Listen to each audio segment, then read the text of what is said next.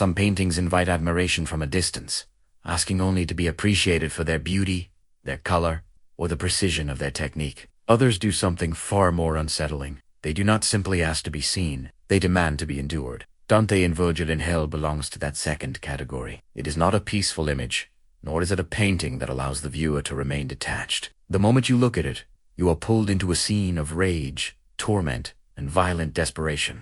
There is no comfort anywhere in it, no quiet corner for the eye to rest. Everything feels tense, overheated, alive with suffering, and that is exactly why it has such power. This is not just a representation of hell. It feels like a vision of what happens when human emotion is stripped of restraint and turned into punishment. Painted by William Adolphe Bouguereau in 1850, the work takes its inspiration from the Divine Comedy, the monumental poem written by Dante Alighieri centuries earlier. In that poem, Dante journeys through the afterlife, guided by the Roman poet, descending through the circles of hell and witnessing the consequences of sin in forms both grotesque and unforgettable. By the time Bouguereau chooses to paint this scene, Dante and Virgil are no longer merely travelers in a poetic landscape. They become witnesses to a world where suffering has become permanent, physical, and horrifyingly intimate. The artist does not give us a distant panorama of punishment. He gives us a close encounter. We are placed almost inside the chaos, near enough to feel the heat, the struggle, and the madness of the condemned. At the center of the painting are two damned souls, locked in a savage fight. One sinks his teeth into the neck of the other with such raw animal fury that the image feels less like myth and more like an eruption of pure instinct. This is not elegant violence. It is desperate, humiliating, bodily. The muscles strain, the flesh twists, the faces contort into expressions that seem beyond reason. These are not men preserving dignity in defeat. They are creatures consumed by agony and rage, trapped in a condition where all higher thought has collapsed into attack and pain. Around them, the scene darkens further. Smoke rises, bodies writhe, demons hover, and the atmosphere becomes so dense with torment that it feels almost suffocating. Bouguereau is not interested in suggesting hell as an abstract idea. He wants to make it tangible. He wants you to feel that this place has weight, temperature, and movement. And then there are Dante and Virgil themselves. They are present, but they are not swallowed by the same chaos. Dante stands in visible horror, recoiling slightly, his face tense with shock and revulsion, as though he is still human enough to be shaken by what he sees. Virgil, by contrast, appears more composed, more controlled. The guide who has seen enough to know that this descent will only get worse.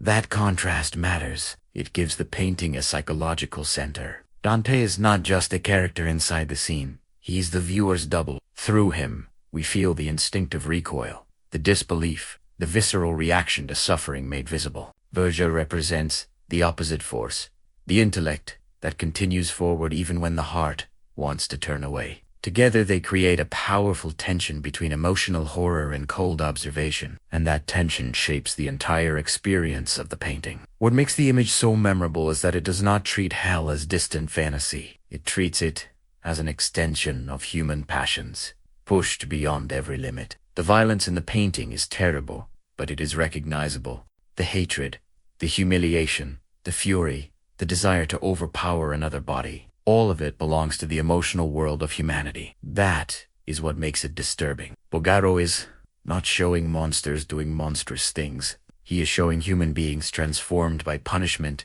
into something almost unrecognizable, while still leaving just enough of the human behind to make the scene feel intimate. Hell is not presented as a place where the unfamiliar rules. It is a place where the familiar becomes unbearable. This idea becomes even stronger when you understand the literary source behind the scene. The fighting figures are not random victims of chaos. They are drawn from one of the episodes in Dante's Inferno, where the poet and his guide encounter falsifiers and damned souls driven mad by their own corruption and punishment. In Dante's world, sin is not merely judged. It is mirrored back in physical form.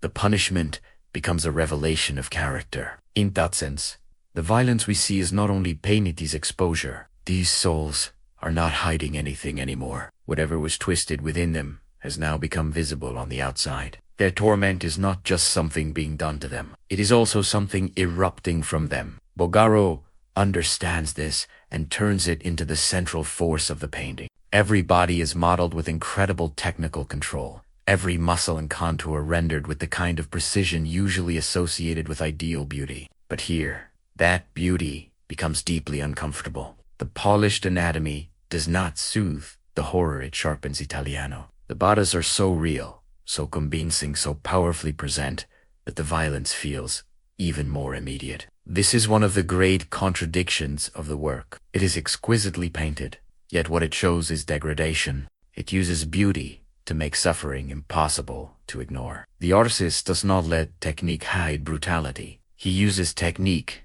to intensify it. That is why Dante and Virgil in Hell leave such a strong impression. It is not merely illustrating a famous poem. It is staging a collision between art, literature, flesh, and fear. It asks what happens when civilization, language, and morality fall away, and only punishment remains.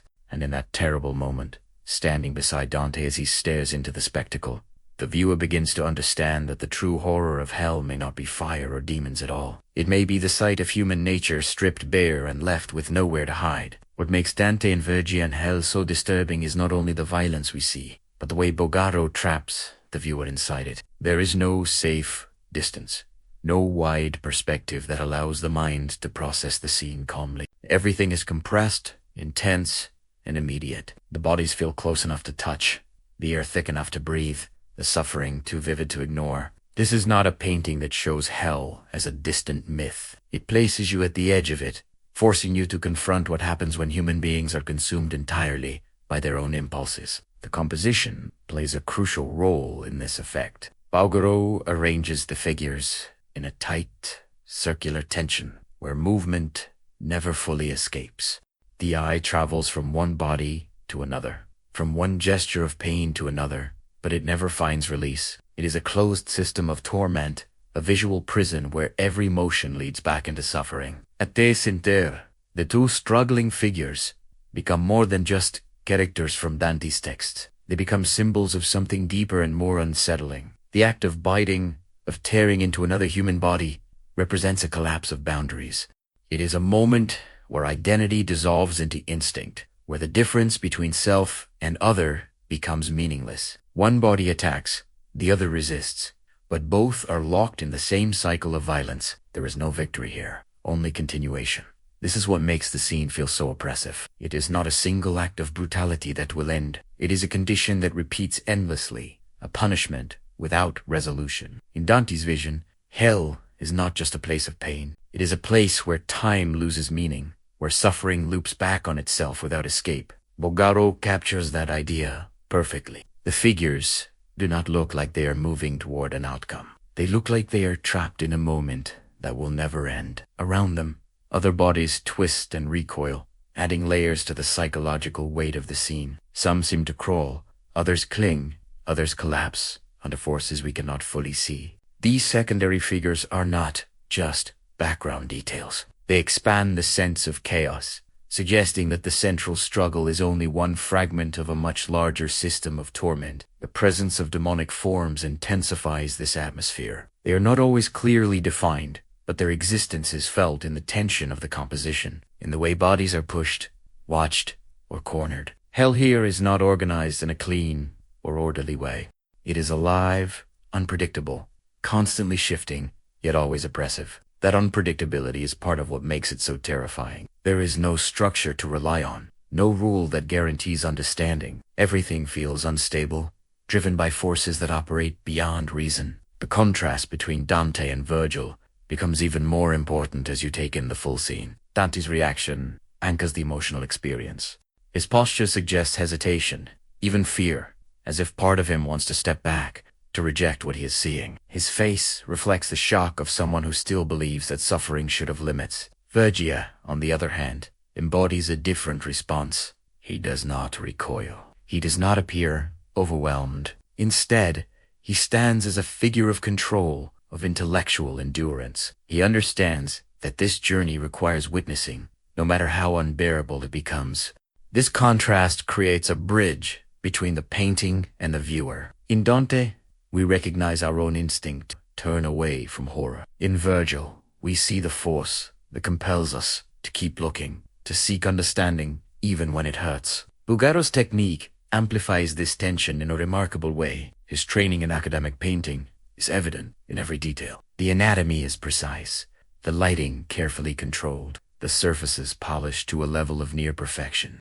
Under different circumstances, this level of refinement would be associated with beauty, harmony, and classical ideals. But here, it produces the opposite effect. The clarity of the bodies makes the violence more disturbing. The smoothness of the skin contrasts with the brutality of the actions. The careful rendering of muscles and expressions leaves no room for abstraction or distance. You are not allowed to interpret the scene loosely or symbolically. You are forced to see it as something real, something physical, something that could almost exist beyond the canvas. This is one of the most unsettling aspects of the painting. It blurs the line between imagination and reality. Even though the subject comes from a literary source, the execution makes it feel immediate and tangible. The viewer is caught between knowing that this is a representation and feeling as if it is something more. That tension is where the painting gains much of its power. It does not let you settle into the comfort of fiction. It keeps pulling you back into the sensation that what you are seeing reflects something true about human nature, something that exists beneath the surface of everyday life.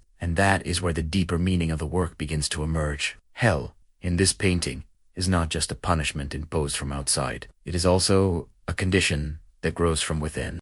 The violence, the rage, the loss of control, all of it reflects emotions that already exist in human experience, pushed here to their most extreme form. Bouguereau is not simply illustrating Dante, esse imagination. He is exploring the darker possibilities of the human mind and body. He's asking what remains when restraint disappears, when reason collapses, when suffering becomes the only reality. By the time you finish absorbing the scene, it becomes clear that the painting is not offering answers. It is not explaining how to escape or how to understand what you are seeing in a comforting way. Instead, it leaves you with a sense of unease that lingers.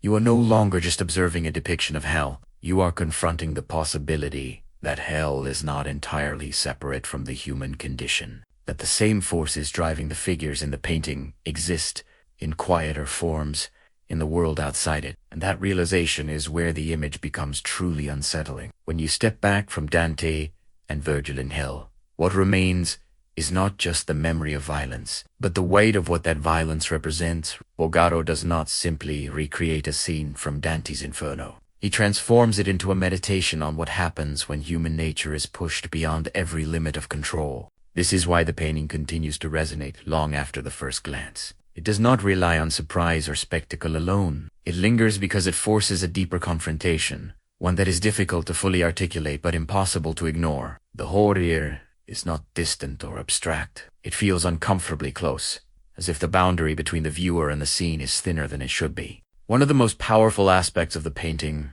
is the way it turns the act of looking into a kind of moral experience. You are not just observing suffering, you are participating in it in a subtle but unavoidable way. The figures in the painting are trapped, unable to escape their condition, while you stand outside, free to look and then walk away. That contrast creates a tension that is difficult to resolve. It raises a question that the painting never answers directly. What does it mean to witness suffering without being able to change it? Is observation a passive act, or does it carry a form of responsibility? Bouguereau does not provide guidance. He leaves the viewer suspended in that uncertainty, much like the figures themselves are suspended in their endless struggle. There is also a profound sense of exposure in the painting. Nothing is hidden. The bodies are fully revealed, not in a way that celebrates them, but in a way that strips away any illusion of control or dignity. Every muscle, every gesture, every expression becomes a sign of vulnerability. This exposure is not limited to the figures within the scene.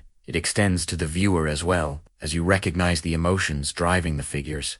The rage, the fear, the desperation. You are forced to acknowledge that these are not entirely foreign. They are exaggerated, intensified, but not invented. They belong to the same spectrum of human feeling that exists in everyday life. The painting does not accuse directly, but it suggests that the difference between the world inside the canvas and the world outside it may be smaller than we would like to believe. This is where the connection to Dante's original vision becomes even more significant. In the Divine Comedy, hell is not random. It is structured around the idea that each punishment reflects the nature of the sin. The suffering reveals the truth of the soul. Bouguereau translates that concept into visual form, but he does so in a way that emphasizes physical immediacy over abstract symbolism. The viewer does not need to understand the full philosophical framework of Dante's work to feel the impact. The truth is carried by the bodies themselves, by the intensity of their actions, by the impossibility of escape. In this sense, the painting becomes a bridge between literature and sensation. It takes an idea and makes it tangible, forcing the viewer to experience it rather than simply think about it. Another reason the painting remains so compelling is the contrast between its subject and its execution. Bouguereau was known for his technical mastery, for his ability to create images of extraordinary polish and precision. In many of his works, that skill is used to depict beauty, grace, and idealized forms. Here, he applies the same level of refinement to a scene of extreme brutality. The result is deeply unsettling. The perfection of the technique does not soften the horror, it amplifies it. The viewer is caught between admiration for the artist's skill and discomfort at what that skill is used to show. This contradiction creates a tension that is difficult to resolve, making the painting feel both beautiful and disturbing at the same time. In the end, Dante and Virgil in Hell is not just a depiction of punishment. It is an exploration of limits, the limits of the body, the limits of emotion, the limits of understanding. It asks how much suffering can be endured, how much violence can be witnessed, how far the human mind can go before it begins to break. And perhaps, most importantly, it asks what remains when those limits are reached. The figures in the painting offer no clear answer. They are caught in a state where identity, control, and purpose have all been stripped away, leaving only the raw experience of existence under extreme conditions. Yet despite all of this, the painting does not feel empty. It is filled with energy, movement, and intensity. There is a strange vitality in the way the bodies struggle, in the way they resist, even within their suffering. This does not suggest hope in the traditional sense. There is no indication that the figures will be saved or that their condition will change. But there is a kind of persistence, a refusal to become completely still, completely silent. Even in hell, there is motion. Even in punishment, there is life. And that may be the most unsettling idea of all, that existence continues, even when it is defined entirely by suffering. When the viewer finally looks away, the image does not disappear easily. It leaves behind a trace, a lingering sense that something important has been revealed. Not a solution, not a lesson in the conventional sense, but a glimpse into a deeper layer of human experience. The painting does not tell you what to think. It does something more difficult. It makes you feel, and then it leaves you alone with that feeling. And that is why it endures.